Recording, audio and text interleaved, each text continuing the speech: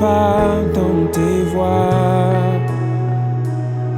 Tu as ôté ma honte à la croix.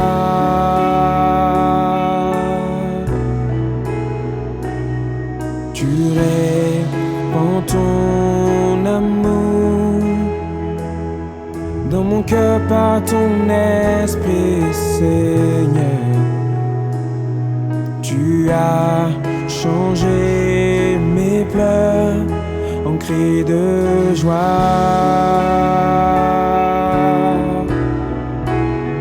Ta grâce m'a touché, ta grâce m'a sauvé, elle me libère à tout jamais. Ta grâce m'a franchi, elle me justifie. Me voici, je te suivrai.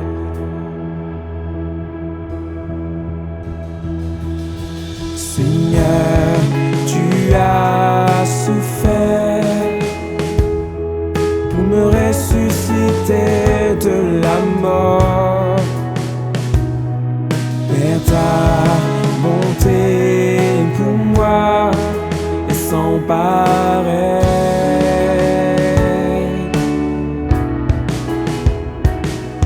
L'obscurité s'enfuit, pas ta lumière qui brille dans mon cœur. Toutes choses deviennent nouvelles en toi, Jésus.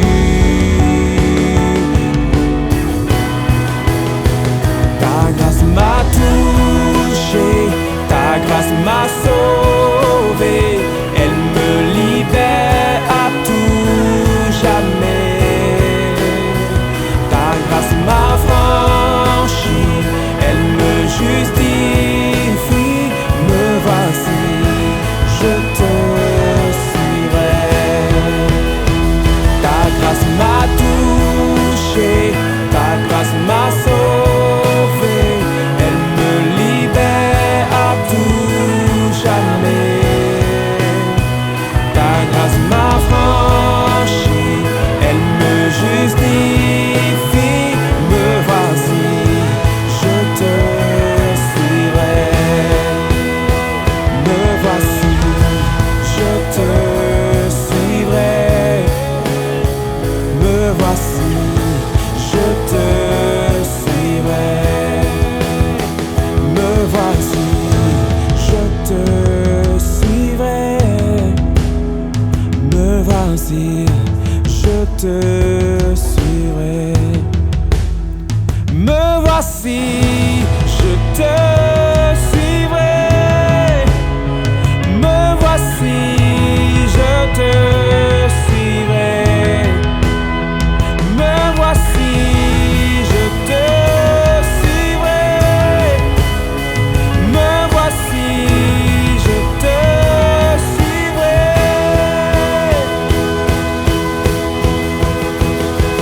Ta grâce m'a touché, ta grâce m'a sauvé, elle me libère à tout jamais. Ta grâce m'a franchi, elle me justifie. Me voici, je te suivrai. Ta grâce m'a touché, ta grâce m'a sauvé, elle me libère à tout jamais. Ta grâce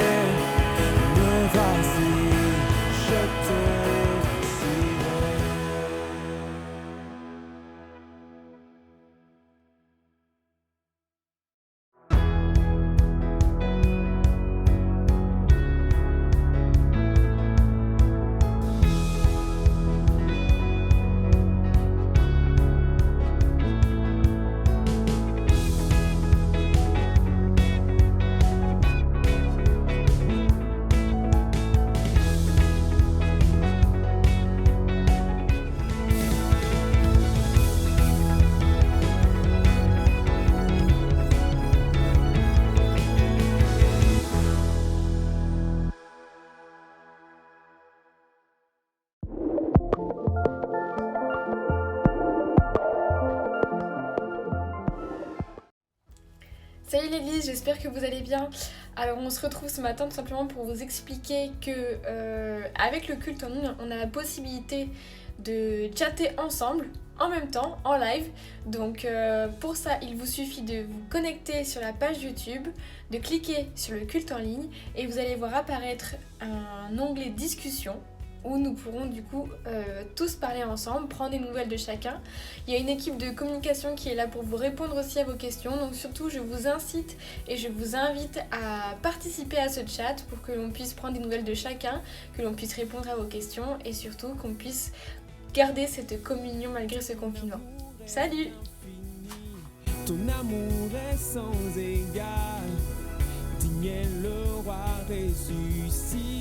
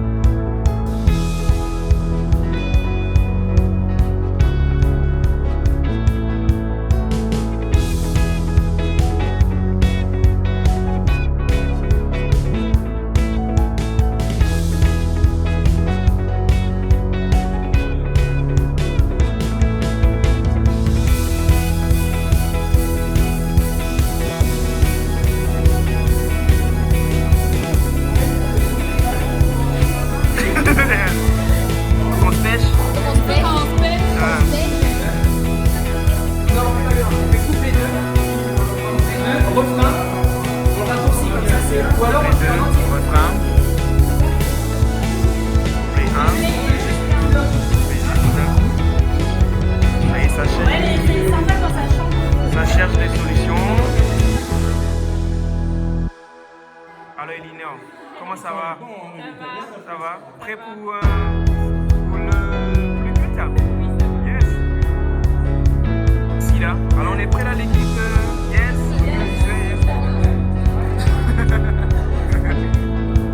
Passe notre DM là.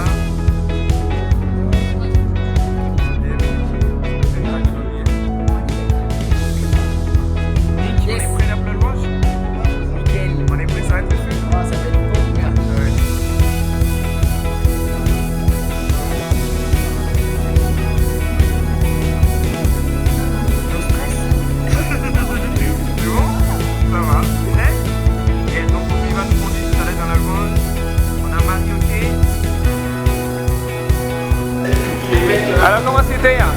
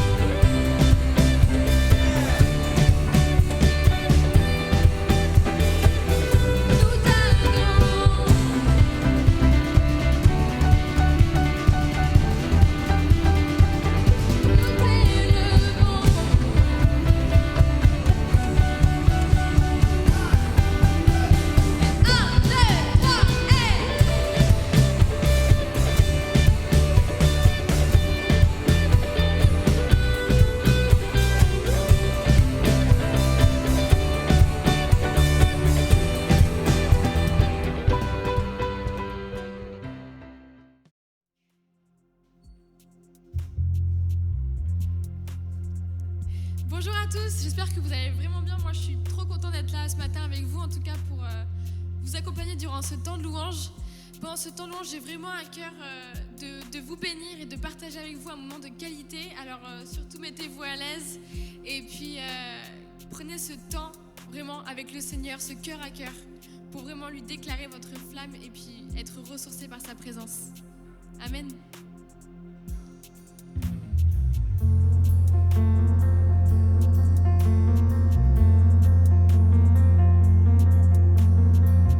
Il y a un son que j'aime tant, c'est le son des bancs de sa robe quand il entre dans la pièce. Quand nous prions dans nos louanges, il voit le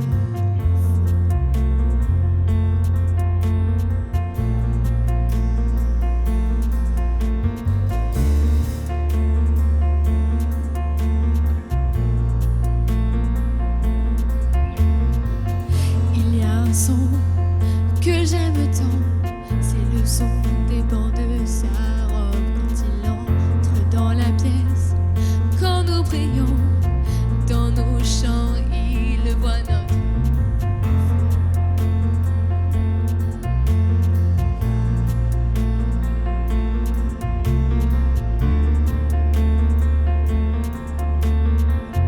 Éveille mon âme.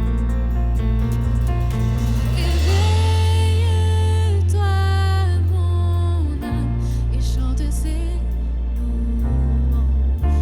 Chante ses louanges. Oh, éveille-toi, mon âme, et chante ses louanges. Chante ses louanges.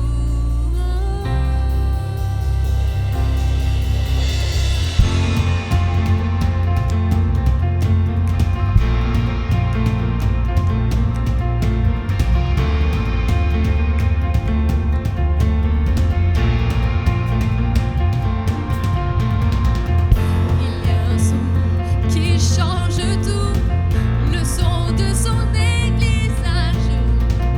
Réveille-toi, oh toi qui dors, c'est l'heure de l'adorer. Éveille-toi, mon âme, et chante ses louanges. Chante ses louanges. Oh, éveille-toi, mon âme, et chante ses louanges. Chante ses louanges.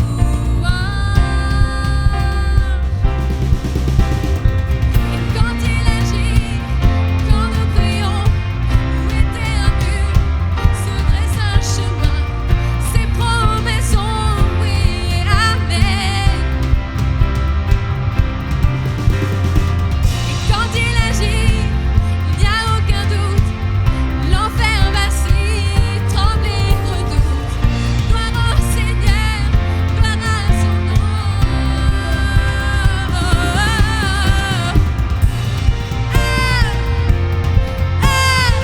Que le roi de gloire fasse son entrée. Peuple à genoux, viens l'adorer. Que son nom à jamais soit loué.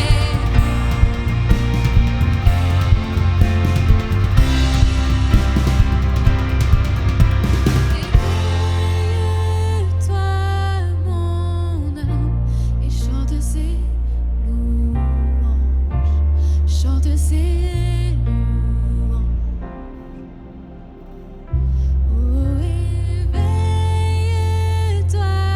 mon âme, et chante ses louanges. Chante ses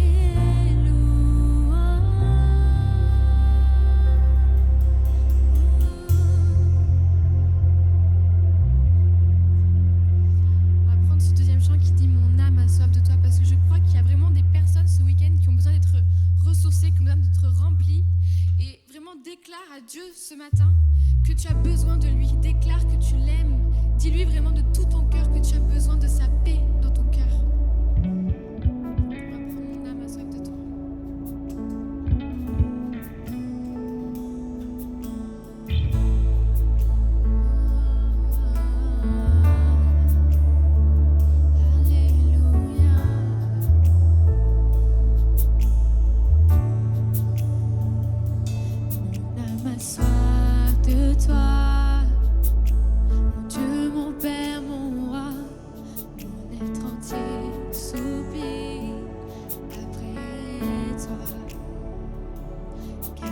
ton cœur de paix, la source qui désaltère, rafraîchis mon âme de toi, mon âme a soif de toi.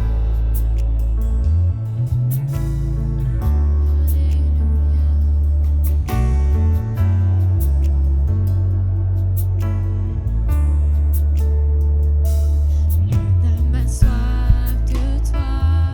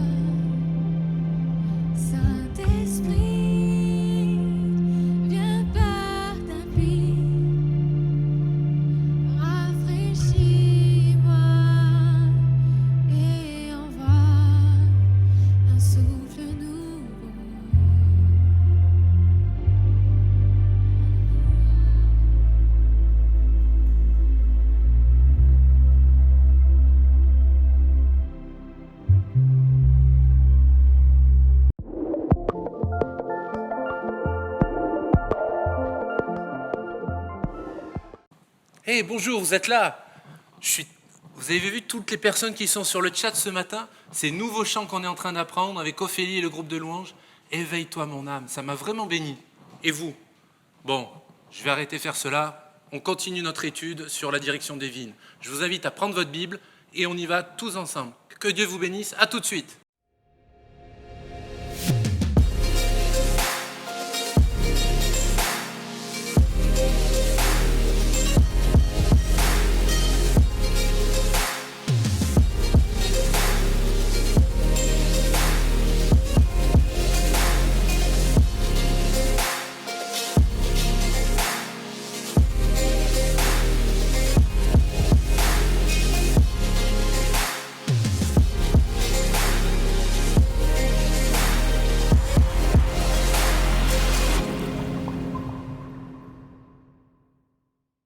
Comme je vous le disais à l'instant, on est très heureux de continuer ce partage, cet enseignement sur la direction divine.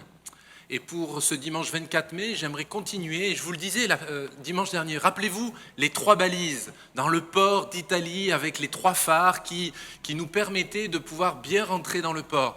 Première balise, la parole de Dieu, qui est un critère objectif. La deuxième balise, le deuxième phare, rappelez-vous, c'est le Saint-Esprit, qui est un témoignage subjectif, mais ô combien essentiel. Et ce matin, je vais détailler pour nous les circonstances dans nos vies et surtout le prophétisme de Dieu dans chacune de nos vies. Je suis très heureux d'avoir avec nous ce matin une assistante hors pair. Elle est âgée de 5 ans et demi. Elle est une belle jeune fille. Je vous ai présenté Tara Koné. Viens ma chérie, viens auprès de moi. Et vous pouvez l'applaudir très fort derrière votre écran. Oui, je vous entends. C'est vraiment génial. Voilà. Tu dis bonjour à tout le monde derrière la caméra? Bonjour papa, bonjour maman. Bonjour Ézéchiel. Tu vas te mettre là. Les circonstances dans nos vies. Nous allons, avec Tara et moi, vous montrer une petite illustration. Ces ballons, tiens Tara, je vais te demander, est-ce que tu arriverais à gonfler ce ballon? Tu peux essayer? Tu essayes quand même pour nous tous? Vas-y, essaie. Et on peut l'applaudir tous ensemble très fort. Moi, j'applaudis en tout cas parce que c'est très dur. Alors, je vais le faire pour t'aider également. Hop. Et ces ballons, regarde ma grande, celui-là, je te l'offre. Tu pourras jouer avec maman et papa en rentrant. Il y a ces 2 ballons. 7, tu le tiens pour pas qu'il tombe? Super. 7 flammes. Voilà, on va la laisser bien prendre. Et on va mettre ça de côté. D'après toi, ma chère Tara, si on met ce ballon au-dessus de la flamme, qu'est-ce que ça va faire? Ça va rien faire. C'est pas tout à fait la bonne réponse. Si on met le ballon, alors tu vas le tenir bien comme ça, avec du bout des doigts. Hop, je vais te rapprocher ça. Tu vas te mettre au-dessus et tu vas commencer à descendre tout doucement. Bon, je te tiens.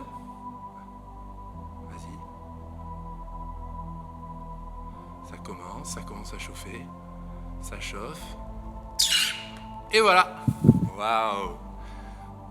Et si, alors on va rallumer parce que la flamme s'est éteinte, on va faire la même chose avec un ballon qui cette fois-ci est rempli d'eau. Alors on va faire comme ça. Pareil, la même chose, je te laisse le faire. Hop, regarde, tu lève-le et moi je vais le faire comme ça. Vas-y, passe. T'as vu? Ça prend pas feu. Voilà. Je te laisse retourner à ta place et moi je vais continuer et on remercie tous ensemble très fort Tara. Pourquoi j'ai voulu vous donner cette illustration? Ces 2 ballons, ça peut représenter chacune de nos vies. Le premier ballon était rempli d'air seulement. L'autre était rempli d'eau. Ce sont les circonstances dans nos vies. Nous aurons tous, tôt ou tard, à passer par le feu dans nos vies, à passer par des situations compliquées dans nos vies. Par contre, si nous sommes remplis de l'eau de la parole, de l'eau fraîche du Saint-Esprit, de la présence de Jésus, comme on l'a vu là, eh bien, le ballon de notre vie, non pas un ballon de baudruche, vous l'avez compris, mais le ballon de notre vie ne prendra pas feu, n'explosera pas. Alors c'est une image, mais je pense qu'une image peut beaucoup plus parler et nous enseigner. Et je sais que nous avons des enfants, des jeunes enfants qui écoutent nos capsules vidéo et ces prédications dimanche après dimanche. Nos circonstances dans nos vies. J'ai un couple d'amis récemment, en fait ça date pas plus tard qu'hier, ils me donnaient un témoignage, ils cherchaient un logement. Ce couple d'amis, frères et sœurs, en Christ, avec leurs 2 jeunes enfants, ils sont allés pour visiter un logement, ils se sont garés rapidement, ils ont trouvé une place de parking et durant la visite, on leur a demandé de déplacer leur véhicule parce qu'ils étaient très mal garés. Et le gars qui voulait sortir de chez lui était relativement énervé. Mais en discutant, il a compris que ces personnes vous cherchaient un logement. Savez-vous que le premier logement qu'ils sont allés visiter ne l'ont pas eu et que celui qui leur a demandé de pouvoir se déplacer leur véhicule leur a permis de trouver un logement. C'est génial, une circonstance aussi bénéfique et aussi bénissante dans leur vie, ça n'arrive pas qu'aux autres, mes frères et mes sœurs en Christ. Les circonstances dans nos vies. Alors parfois il y a des gens qui ont une mauvaise interprétation des circonstances que l'on peut avoir. Parfois, certains peuvent penser « Dieu me soumet à l'épreuve ». Vous savez, ceux qui se victimisent tout le temps, ceux qui se disent « Oh, si cela ne va pas dans le sens que j'aurais souhaité, forcément, je suis soumis à l'épreuve ». Ce n'est pas toujours la vérité, convenons-le. Il y a ceux qui pensent « Je suis puni par ma désobéissance, je suis toujours puni ». Certains pensent qu'il y a Dieu et qu'il est tout le temps en train de les châtier, de prendre le bâton et de taper sur leur vie. Ce n'est pas le Dieu de la Bible, ce n'est pas le message du Christ. Il y a encore ceux qui pensent que le diable constamment s'acharne sur eux. Oui, la Bible déclare que le diable est venu pour nous cribler. Mais Christ est venu pour détruire les œuvres du diable. Amen. Alors, pour résumer par rapport à tout cela, mes amis, mes frères et sœurs, j'aimerais vous rappeler que au travers de toutes les circonstances dans nos vies, il y a des circonstances positives, négatives, et le vrai défi, c'est de pouvoir interpréter comment ces circonstances sont-elles voulues par Dieu ou pas ? Point d'interrogation. Oui, le diable attaque beaucoup de chrétiens, c'est vrai, en leur faisant perdre de vue la direction que Dieu leur a donnée. Rappelez-vous le peuple élu du Seigneur, le peuple hébreu. Le peuple et Dieu va les faire sortir d'Égypte. Les Israélites, il va leur donner la promesse du pays où coule le lait et le miel, Canaan. Mais ce peuple, ces milliers de personnes, avec des enfants, avec des aînés, des vieux, avec des jeunes couples, etc., ils vont oublier l'essentiel. Et l'essentiel, c'était qu'ils ne devaient pas rester dans le désert, ils devaient aller dans le pays promis. Et il y a un verset dans ce texte, dans le livre de l'Exode, où il dit « Est-ce que tu nous as fait venir dans ce désert pour y mourir ?» Certains pourraient se dire « Mais ma vie, c'est un désert. Ma vie n'est que remplie de sable et de désert. » Mais mon frère, ma sœur, les amis, j'aimerais vous dire que ce n'est pas la volonté de Dieu que tu restes dans le désert. Ce n'est qu'une étape dans ta vie. La direction divine. Rappelez-vous notre première partie, le dimanche 3 mai de mémoire, où nous partagions qu'en anglais, direction divine, c'était la guidance, le guidage divin. Je crois profondément que Dieu veut continuer à vous aider à avancer dans votre vie, comme le peuple hébreu. Ils avaient prévu, le plan de Dieu, ce n'était pas qu'ils restent 40 ans dans le désert, c'était qu'ils y aillent, mais ils ont tourné en rond. Le peuple hébreu va devenir totalement dépendant des circonstances, dépendant de ce qu'il voit, la chaleur, le sable, le manque d'eau. Mais c'était pas la fin en soi.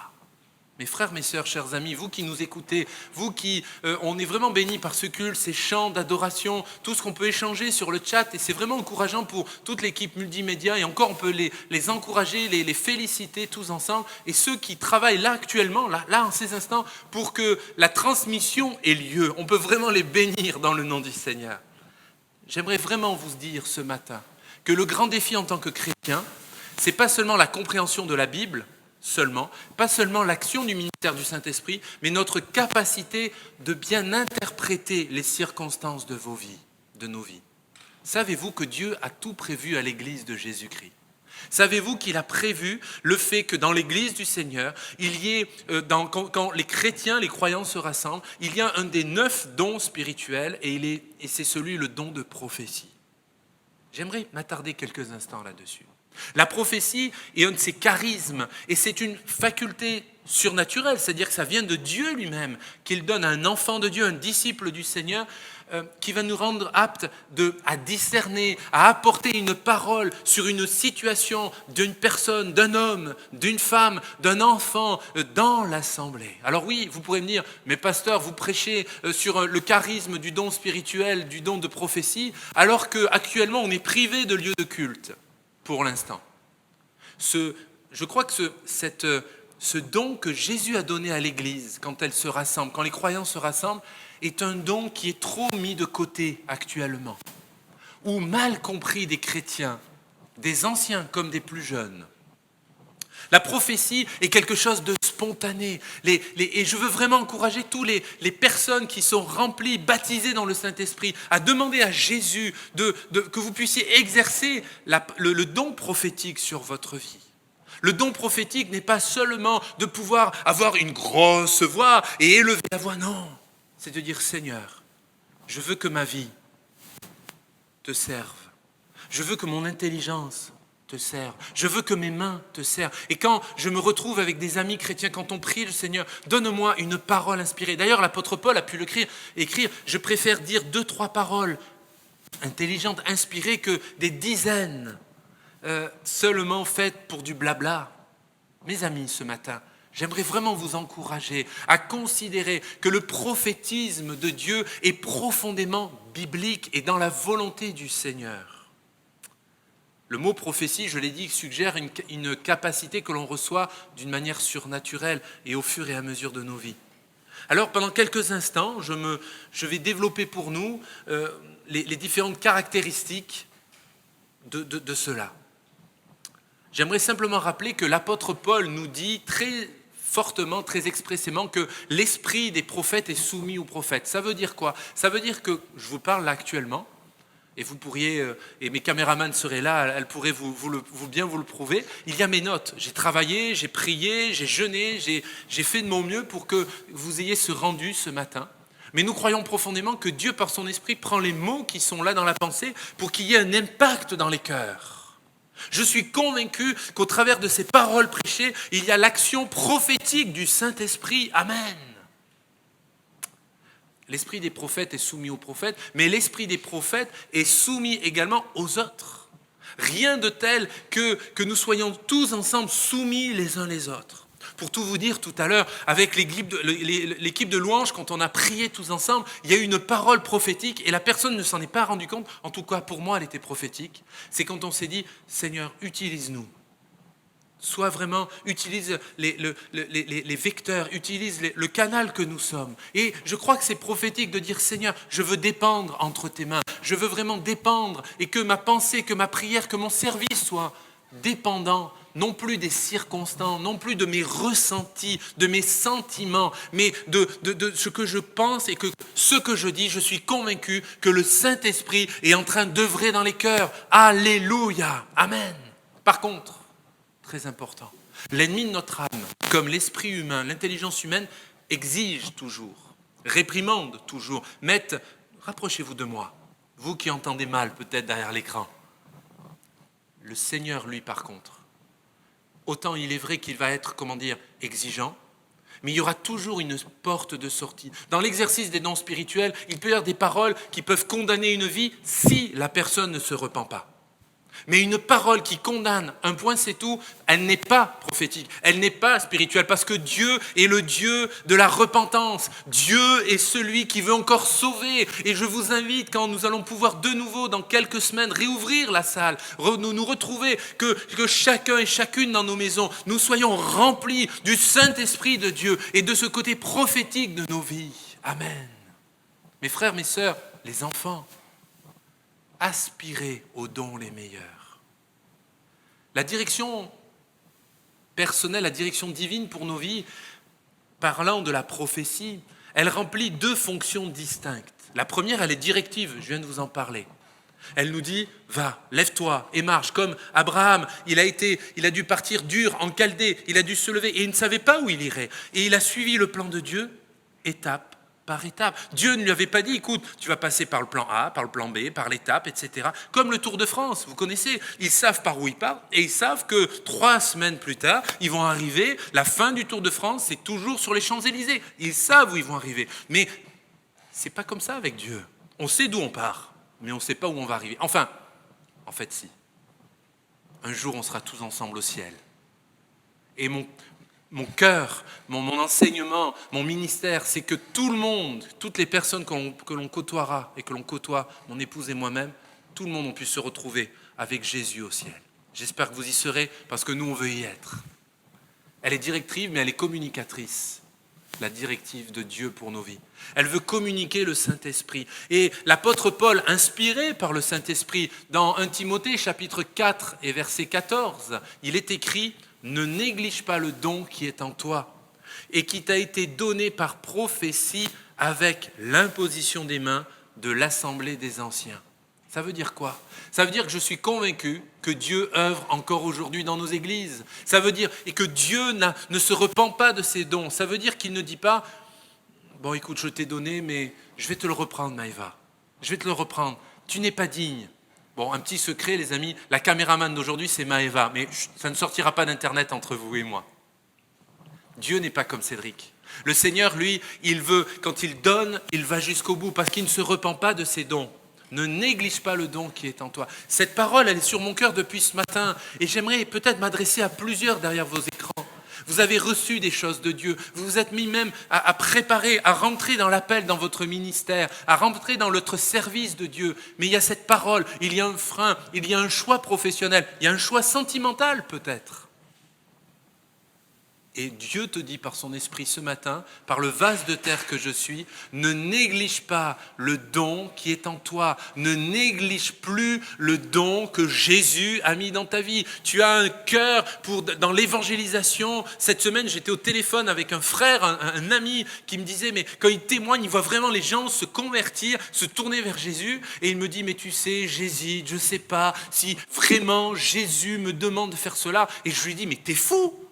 Jésus, tu vois l'épreuve, fonce, forme-toi, rentre, comme l'apôtre Paul a pu l'écrire. Ne néglige pas, ne néglige plus le don qui est en toi. Il y a tellement de femmes et d'hommes au milieu de nous qui ont reçu des talents, des compétences, une action spirituelle dans leur vie et ils tergiversent. Ah, c'est tellement dommage. Le deuxième aspect de mon deuxième point de ce message, c'est la distinction entre le véritable et le faux prophète. Et par conséquence, la véritable prophétie avec les mensonges ou simplement l'absence d'action de Dieu. Ce qui est formidable avec Dieu, c'est qu'il nous donne les réponses à tout cela. Dans le livre de l'Ancien Testament, dans le livre du Deutéronome, au chapitre 18, et du verset 20 au verset 22, je fais la lecture pour nous. Il est écrit « Mais le prophète qui aura l'audace, c'est fort, de dire en mon nom une parole que je ne lui aurais pas commandé de dire ou qui parlera au nom d'autres dieux, ce prophète-là sera puni de mort. » Ça rigole pas, hein? Peut-être diras-tu, comment reconnaîtrons-nous la parole de l'Éternel? Et c'est peut-être la question de plusieurs. Mais on reçoit tellement de messages, d'encouragement, de capsules vidéo de tous les pasteurs de la francophonie sur Internet, sur Facebook, sur tout ça. C'est difficile de retrouver la parole qui est pour vous, pour toi, pour moi, pour chacun d'entre nous.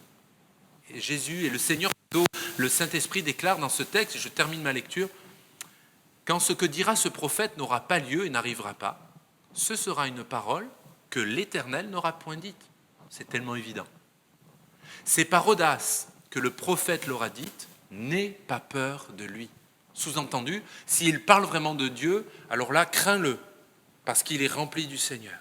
Alors, j'aimerais mettre quelques critères, et je vais être très pratique dans ce message. La direction divine, et j'en appelle à votre intelligence divine, à votre intelligence plutôt spirituelle et non pas divine, que dans nos vies d'église, dans votre exercice de la foi, dans l'exercice des dons spirituels, de la recherche de la direction de Dieu dans le Saint-Esprit, trop de fois dans nos cultes, il y a des gens qui parlent pour ne rien dire. Mais trop de fois, il devrait y avoir des gens qui devraient élever leur voix, mais qui ne le font pas alors qu'ils ont reçu des choses de Dieu. Alors si vous êtes comme moi, et vous n'avez pas le choix parce que je suis seul à vous dire cela ce matin, moi je crois qu'il y a des gens qui doivent se lever pour proclamer les paroles de Dieu. et aussi certains qui doivent tourner 7 fois leur langue avant de commencer à prononcer. Si vous êtes d'accord avec moi, dites Amen. Le premier critère pour reconnaître le véritable du faux prophète et la véritable prophétie de celle qui n'a aucun sens, c'est ce que Dieu vient de nous dire à l'instant. Son accomplissement. Est-ce que ce que Dieu t'a dit, ça s'est accompli ? Dieu est pratique. J'aimerais rappeler que Dieu n'est pas un homme pour mentir. Celui qui ment, celui qui est le menteur par excellence, c'est le diable, c'est Satan. Mais Dieu, il est la vérité. Jésus, il est le chemin, la vérité et la vie. Son accomplissement. Soit cela s'accomplit, soit cela ne s'accomplit pas. Non pas à 80%, non pas à 88%. Oui ou non. Deuxième critère, les conditions de l'accomplissement. Parce que, alors, je parle d'une manière générale, forcément, mais bien souvent, mes frères, mes sœurs, souvent des prophéties qu'on peut recevoir dans nos vies, il y a quand même des critères à avoir. Quand j'ai reçu l'appel de Dieu, et pour tout vous dire, j'ai repensé à cela, pas plus tard qu'hier, j'ai eu un coup de téléphone, au téléphone un ami qui est maintenant aussi dans le service de Dieu. Je ne peux pas dire son nom parce que je sais qu'il suit ce message probablement ce matin, mais il va se reconnaître. On était dans le même groupe de jeunesse, lui et moi, avec un autre ami, il y a fort longtemps. Et on en avait convenu tous les trois qu'on ne rentrerait jamais dans le service de Dieu parce que c'était trop compliqué, ça nous faisait peur et surtout pas, c'était pas cela. Et lui, il avait posé 3 critères devant Dieu. Des choses très pratiques. Une, matérielle, une paire de baskets. La seconde, c'était son choix, une qualité qu'il souhaitait retrouver dans la jeune femme qui allait devenir un jour sa femme. Et par rapport au service de Dieu, lui, par contre, il avait un critère très particulier par rapport à une relation dans sa vie, ou plutôt une histoire de vie dans son passé. Eh bien, vous ne me croirez ou vous ne me croirez pas, mais je vous invite à me croire parce que je l'ai vécu avec lui, week-end de jeunesse, au Coteau-Fleury, j'en parle de temps en temps. Et le prédicateur a, dans un seul message, parlé des 3 critères en même temps. Cet homme ne connaissait pas la vie de cet ami, que j'ai toujours d'ailleurs, et il a détaillé tout ça. Et on se mélangeait, c'était un rassemblement de jeunesse, et la personne qui était à sa droite est devenue plus qu'une copine, plus qu'une amie, et elle est devenue la femme de sa vie. Et elle est sa collaboratrice dans le service de Dieu. Ce que je veux dire par là, c'est que quand Dieu parle, il ne répond pas seulement à une balise, non pas à 2 balises, mais à 3 sur 3. Quand nous mettons des critères précis, mais si, c'est une toison, et on pourra en parler tout à l'heure, mais sachez que Dieu répond jusque dans le moindre détail. Amen. Son accomplissement, les conditions de l'accomplissement. Troisièmement, et c'est très simple, la prophétie, ce que vous entendez, ce que vous recevez, est-elle scripturaire ? Ça veut dire, est-ce qu'elle est biblique, simplement ? Parce que si vous demandez à Dieu de pouvoir évangéliser la Lune et la planète Mars, ça va être compliqué. Par contre, si vous avez accord d'évangéliser votre village et votre quartier, moi je crois que Dieu est dans l'affaire, c'est une évidence. Quatrièmement, la reconnaissance publique du message.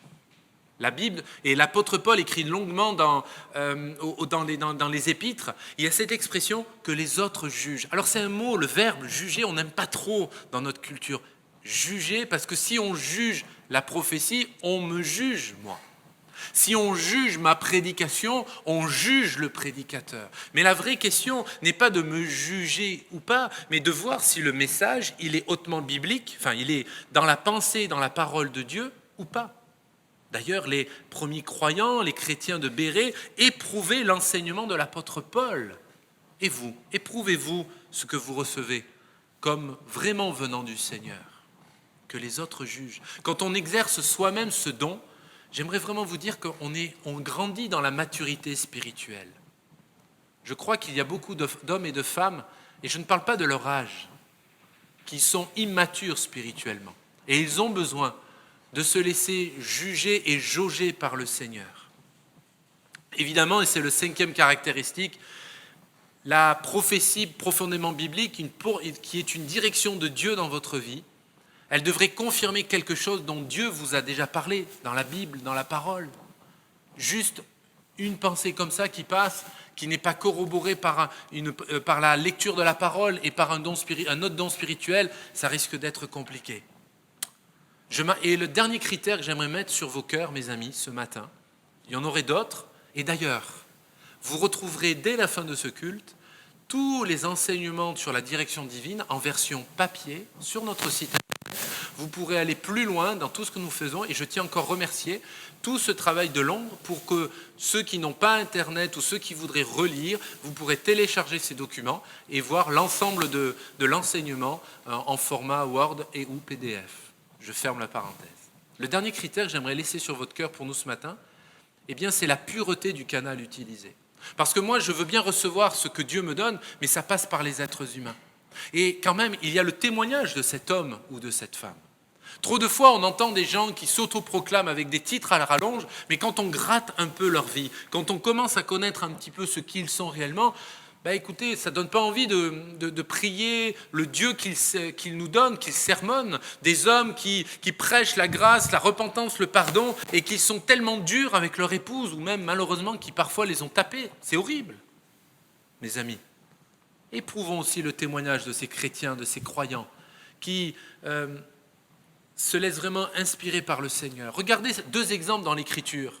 Le prophète Ésaïe et l'autre prophète Amos. L'un, le prophète Ésaïe, était historiographe et l'autre était simplement un berger. Mais les deux se sont laissés inspirer par le Seigneur. Ça veut dire que Dieu ne se sert pas seulement des manuels, Dieu ne se sert pas seulement des intellectuels, Dieu se sert clairement de ceux qui se laissent bénir et utiliser par la main et par l'onction du Seigneur Jésus-Christ. Toute prophétie, je termine sur ce critère, toute prophétie devrait être imprégnée du caractère, du cœur même de Jésus dans nos vies.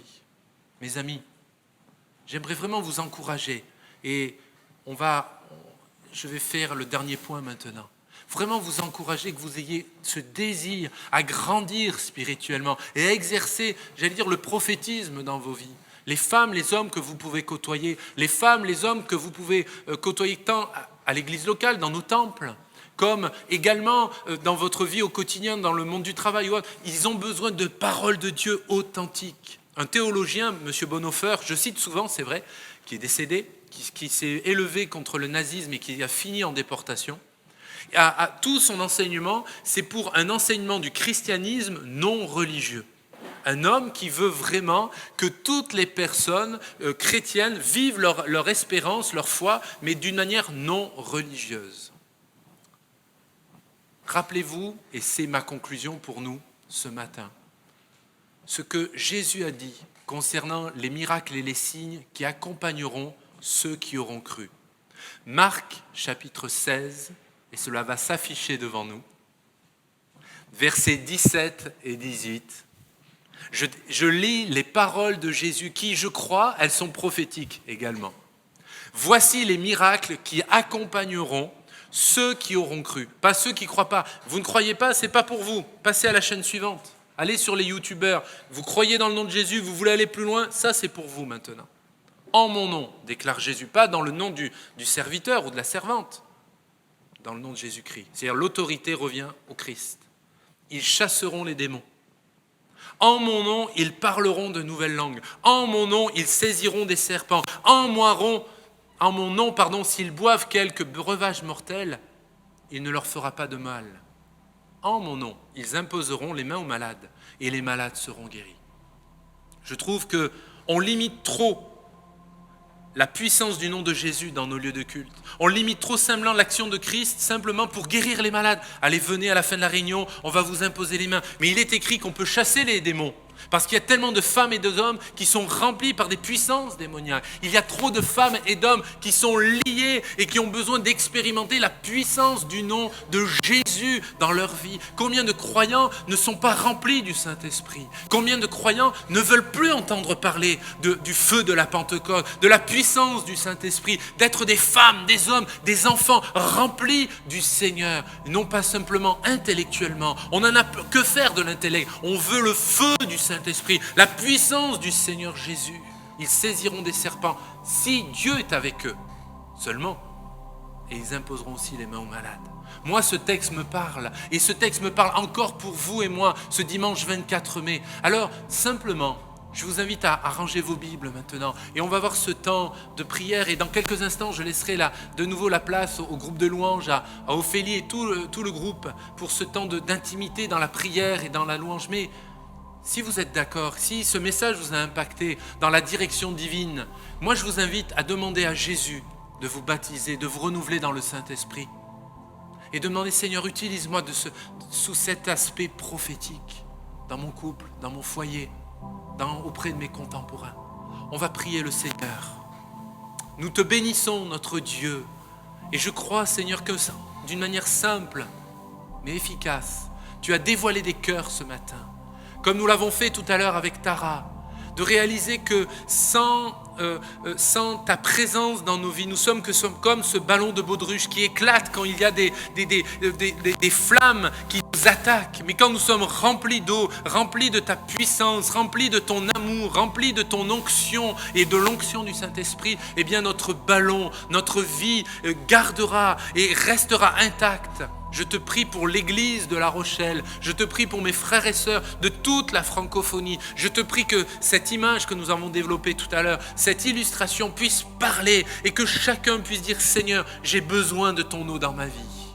Au nom de Jésus, bénis ton église, bénis mes sœurs et mes frères, au nom du Père, au nom du Fils et au nom du Saint-Esprit. Amen. N'hésitez pas à communiquer au travers du chat, à nous envoyer aussi par mail si vous avez des sujets de prière. Je vous souhaite un bon dimanche et je vous donne rendez-vous dimanche prochain pour une surprise. Soraya et moi, nous allons partager quelque chose de très particulier. On vous donne rendez-vous dimanche prochain, même heure, même chaîne. Que Dieu vous bénisse.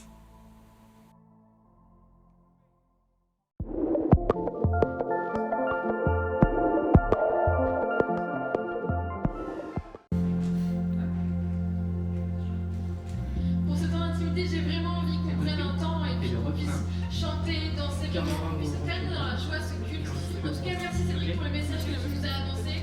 Et vraiment, sautez, levez-vous, dansez, faites comme vous voulez. On va reprendre ce chant qui dit « Éveille-toi mon âme ».